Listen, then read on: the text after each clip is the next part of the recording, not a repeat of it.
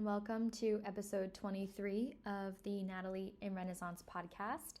Today, I'm really excited. I just had this idea just pop in my mind, and I really wanted to record it before this inspirational idea or this thought left my mind. I'm always having to write things down or make a note because there's a lot of thoughts that come into my head, and if I want to save them or do something about them, I really need to write them down.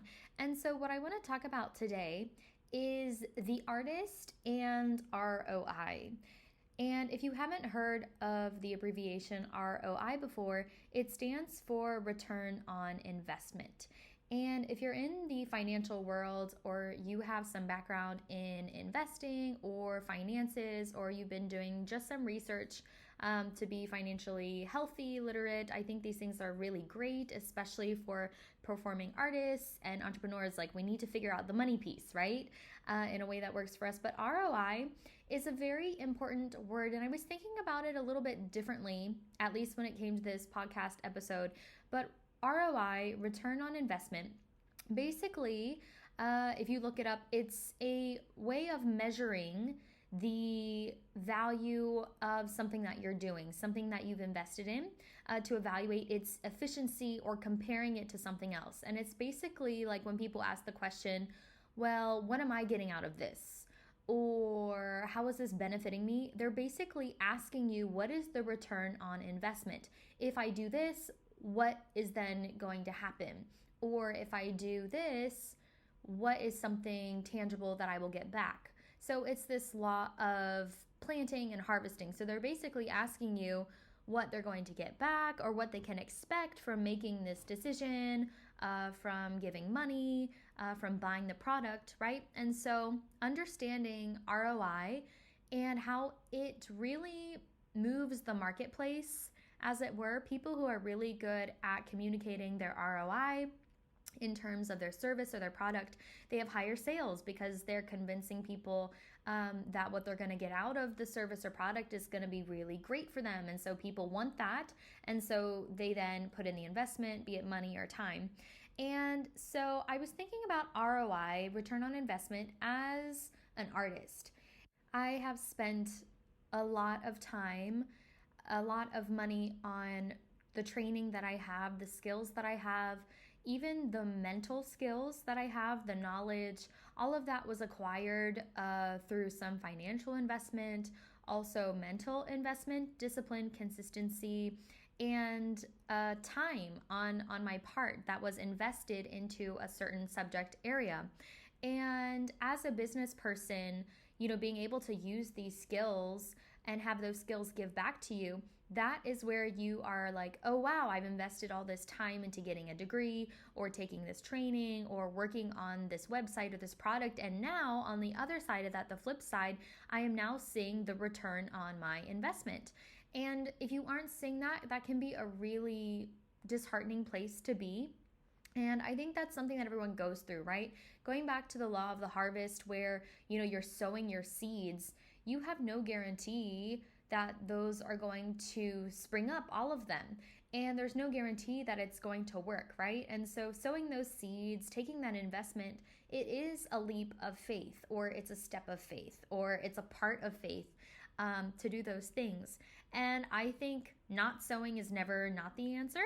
I think if you just sit still, be small, and do nothing, that is another kind of investment, but that's really not going to serve you. But there is that initial hesitation or that initial risk where you step into the unknown. And so this happens with every one of us, whether it's a new relationship, whether it's forgiving someone, or if it's starting a new business, putting yourself out there. Like, there's always something that all of us are doing where we need that initial first step, and then we want to see a return on investment. There's so many different ways of thinking about this, but I just want to share a quick story, something that happened to me this past weekend. It was Friday, and on Fridays, I have a certain adult class that I teach in a very group setting. It's very social, very fun.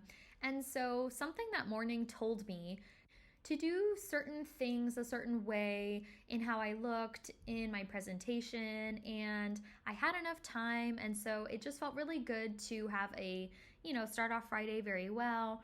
And it was going to be a semi-short day for me. And so as I'm going to these obligations that I have in this mind space, I get a phone call very suddenly, and it's someone who last minute they need entertainment. They need a pianist for that evening. And I think this was around lunchtime that I got the phone call, and the event was supposed to begin at 6 p.m. And they needed someone for 3 hours that evening, and with a very certain kind of repertoire that you needed to have prepared or be very flexible in doing because it was very specific requests. And it so happened that all of their requests, all of their timing in terms of what they wanted, of what they needed, I was the perfect person for the job. And so it was just so funny because normally my calendar is very booked in advance and people have to schedule pretty far out in advance to do something with me, especially an event like this where it involves performance, especially one that is going to be 3 hours long. But everything was ready, and I said yes, which I had never done before. I always wondered what that would feel like to get a super last minute gig for that evening, and it happened. And I was really excited because I knew that I could trust my skill. I know that all the hours that I have spent, all of the repertoire that I have developed, I do have a program ready for an event like this, and I just had enough time to finish my obligations of the day, to locate certain extra sight reading material of certain Broadway themes, and to warm up for 15 minutes and then head to this event. And then I had someone drop off an outfit to me, but everything else was prepared and ready. And it was so funny because I just had this feeling that morning. I didn't know what was going to happen, but I had a feeling that something special was coming that day, and then it did. And I think past Natalie would have been freaking out, panicking because things weren't perfect. I didn't have, all the pieces of repertoire that I would have necessarily wanted, but this was a last minute gig, a last minute performance. And so I was just like, I've had enough practice improvising, sight reading, playing beautiful music. I know what I'm doing and I'm not worried. And I think past Natalie would be so proud of me now. And I still am so proud of myself because having that mental flexibility, having that trust in myself, that is my return on investment. That is my enjoyment of my own skill, that yes, I can show up last minute and take the place and have beautiful music for an event that is professional, that is musical, that is artistic, and have all kinds of various genres and sounds and composers and repertoire and pop tunes. And I even improvised a Congo line accompaniment, which I had never done before. And so at this event, it went really wonderfully. I really enjoyed playing. I wasn't nervous at all. I was not stressed out as maybe past me would have been. And sitting at the instrument playing, I truly was enjoying what I was doing, and I was enjoying my skill, which I think it sounds pretty funny to hear a musician say that. But I think when you're in a teaching mode, when you're in like a quote unquote performance mode, you're really not even thinking about your own enjoyment. I mean, maybe some people are, but I think the way people are trained, you're always relying on someone else's validation, thoughts, commentary. And so that power necessarily isn't with you, although it should be, and it is, but you're really relying on other people for that validation, affirmation, all of those things. And that's just the way that we talk about performance and frame it. And I'm really hoping that those things can be broken through, especially in this new generation of artists who are very transparent and not perfect and more flexible. But I just was sitting at the instrument playing, and some of these pieces I had not seen in a long time, but I still played them, and the music was there. My skill was there. I didn't have to panic about certain passages or any of that. My skill was there, and I really just was smiling playing. I was enjoying my own sound. I was so excited. Someone came up to me and whispered, can you play this song by this person? And I knew it. And I just started to improvise, and you're thinking about the chords and going through them, making up your own arrangement. And I was so happy with my skill and listening to the gifts that I've been given, and just experiencing my own return on investment while also making good money was just really put me in the best mood. And it inspired this podcast because I was thinking about it, how that event was basically gifted to me. It was such a great experience for me, because if I have something like that in the future, I have this experience to catapult me into saying yes, if timing and things like that work out. But whatever we've done, whether it be time, whether it's looking at a piece of music, whether it's a teaching opportunity, all of the time we have spent in doing something, nothing is wasted. Nothing is wasted. And I think that we just have to be better at trusting ourselves. I remember someone saying, everyone is always thinking, what if this goes wrong? How could this go wrong? And everyone is always prepared for the very worst. But why aren't we instead? Why aren't we thinking, this could be the most amazing thing that ever happened to me? How can this go well? What if this goes well? What exciting and optimistic things lay beyond this? And I think that's such a great question. Why do we focus on the negative? Why do we focus on the bad when there's good and bad in everything? There are pros and cons to everything. Why are we so focused on what could go wrong when there's so much that can go right? So much that we can be happy about, so much that we can trust and lean in and learn from. I can't be one of those negative people anymore, because I've trained my mind out of it. And in training my mind out of those things, life is so much more exciting. It's so much more rewarding. It's so much more beneficial, because, there was a movie, and one of the quotes was, if you look for the bad, you will always find it. But I'm also here to say, if you look for the good, you will always find it. And how you look at something is your choice. Point blank, period. The way you look at something, the way you frame something, that is your choice and that is your decision. And so back to this idea of ROI and return on investments. Of course, we have this short term, and then we have the long term framing. And short term investments, those are things where you're not really thinking too far into the future. You're more focused on the here and now, and let's try this, which I think is good. And you might be classified as a risk taker. But new and interesting things seem to pop up. But if you want longevity, you're going to need to balance both your short-term gain with your long-term gain. But conversely, if you are only someone who is there for the long game and you don't let yourself enjoy these little rewards, these little periods of rest, of actually recognizing and benefiting from your investment, you may not have that desire to keep doing what you're doing. Burnout, stress, overload, you're just not motivated and you just don't care. That's a danger of only playing the long-term game. And I was thinking about this when it comes to teaching students. Teaching students is what I spend a majority of my work doing. And I think about teachers and the things that we teach, but it's not really about what you teach, but how and why. And I think a lot of traditional teaching has students playing the long game, right? And I have students say this to me a lot, where, in my head, based on previous experiences, I didn't think that I would be able to play beautiful music until I was in my 4th year of playing. And people are holding off on all the good stuff until we get through the technique and all the very basic, boring building blocks. And I was thinking about this in that sometimes if you're in the world of classical music, for example, learning an instrument, learning piano, it can feel like cooking a full-fledged meal from Julia Child's cookbook, where every single piece is so incredibly detailed, and it takes forever, and it's amazing, but also it's a lot.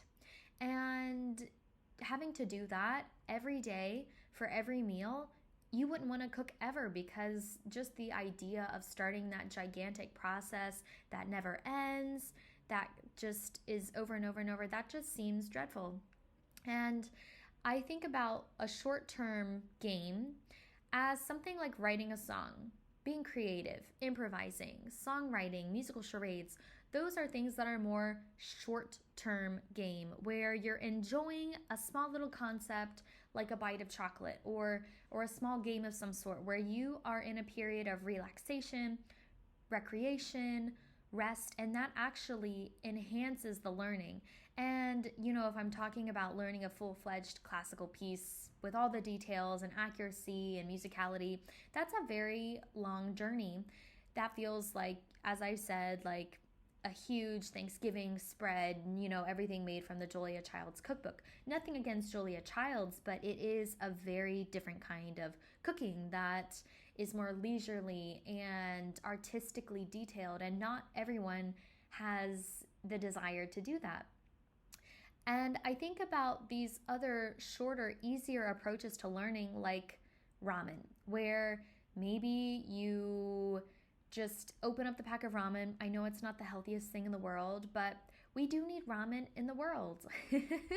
Something that you can just put water in, throw in the microwave, and boom, something that tastes good. Now, do we want to have ramen every single day for every single meal? No, that would not be very good for you. But there are moments when we need to balance these really amazing homemade meals with something a little easier. Like, let's just be real. Let's be real.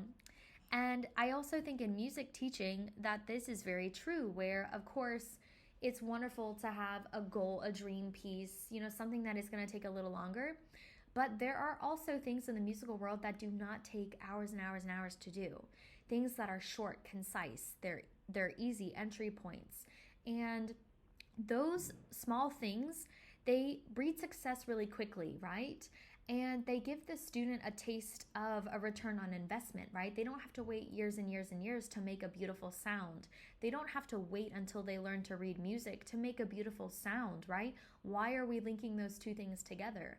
I'm here to say that we can make beautiful music without reading anything, without being trained in anything. It's our birthright. It's inherent to us as human beings, and in my opinion, spiritual beings having a physical experience. Beauty is in us, beauty is all around us, and music playing, music learning is not inherent to any page of content or technical skill. It enhances it, but it is not required to be able to do so. So as a teacher, thinking about sequencing, thinking about, what should happen next, I'm always cognizant of balancing, the short term versus the long term game, right? And showing the student that whatever investment they make, we're going to get a return on investment. And I believe in thinking about this more, that I always want to show them a little bit of return on investment, having them experience their own ROI every single lesson. As soon as we learn a new concept, we're going to transfer and apply, and they're going to start working on it with me, and we're going to experience the glimmers of that ROI together. And I definitely felt this as I was playing this gig, that all of the work, all of the time, it's still there, and I get to experience that as a gift to myself. And I'm over the moon, really. I'm over the moon, and I want my students to feel that way also, where for at least this event, I didn't have to practice hours and hours and hours. That's already been captured into my body. My tendons, my cells, they hold all the investment that I've already made, right? My motor skill, my body, it has certain things memorized. And as long as I continue, to invest in my physical health and mental health and keep those skills alive, they're going to last me until I'm not a physical being anymore. And so just being in this beautiful space of receiving my own return on investment, I think it's a really beautiful thing for me to experience, because again, if you are someone who is investing a lot, who you're a giver, you really need to experience your own return on investment, and you need to set yourself up for success where you get to benefit from your investments, even in little ways. It could be like a little bonus for yourself. And I know it sounds silly as a business owner, but you really do have to think about what is not only best for the business, but also for you, because those are not the same things in my mind. And in life, if everything is always an uphill battle where you're just on this hike and you never take time to spend time at the overlook to see the view, why you actually climbed that darn mountain in the first place, why? What is it all for? Again, it goes back to an episode I did earlier that was talking about process-oriented goals versus outcome or result-focused goals. And we need to be very careful in how we sequence things, because that is the process, that is the journey. And knowing how to benefit and experience your own ROI and maximize it is very important, not only for artists, business owners, but anyone who wants to live a happy and fulfilling life. People are always talking about, when I get married or when I have kids or when I make this amount of money. Ascribing happiness to a certain event is very dangerous, because then again, you're taking that power of happiness away from yourself and you're making it a conditional thing. When you can be happy in any circumstance or any condition that you find yourself in, it's a choice. It's a choice. And if you are waiting for some of those things to happen, that's an outcome-based goal. And let's say that does happen, then you're going to have, okay, well, when we have kids, or, when this happens, and you're always going to be assigning happiness to a certain condition or event, and it may or may not happen. So we need to be very wise in what we ascribe happiness to, or how we perceive what return on investments are and what they look like. And we need to think about how we are making the most of our investments, because all of us, between the money and resources and tools and time that we have, we're always making some kind of investments. But I just want to communicate this core message with you, and that is this. It's great to be of service to other people in the world. It's great to create these businesses to help other people and to benefit communities, and to think about what someone else needs and to help them to, solve a problem or to improve their lives. But you also need to remember you, and you have a responsibility to yourself as an artist, as a business owner, as a human being, as a soul. You also have a responsibility to yourself to make your life beautiful, to enjoy what you're doing, to recognize your own worth, and to live your own life. I think so many people are waiting for someone else to improve their lives, to help them, to inspire them, to motivate them. And again, I mentioned this before, but it feels like a loss of power, and it's not a safe place to be. And I talked about this, talking about mental skills and how our mind is a really valuable place, but just being someone who loves yourself, someone who cares about your own self, someone who cares for your own well-being, for your own health, for your own happiness, that is where all of the return on investments, they mean something completely different. And when they start to compound, it just is so gratifying and so rewarding. So do it for you, and make sure that you are also receiving the rewards and the love that you give to everyone else so selflessly, because then I really think that the overflow of that self-love and that self-appreciation, that overflow goes back into the work, and that also goes back into other people, where you're just setting an example of that work ethic, of that personal value, of that self-esteem, and that transfers, that converts. That is one testimonial where you are your own walking brand, you are happy, and you are your own best story. Thank you for listening today. Please like and leave a review. Like and follow on Instagram if you're not already at NatalieinRenaissance. See you in the next episode.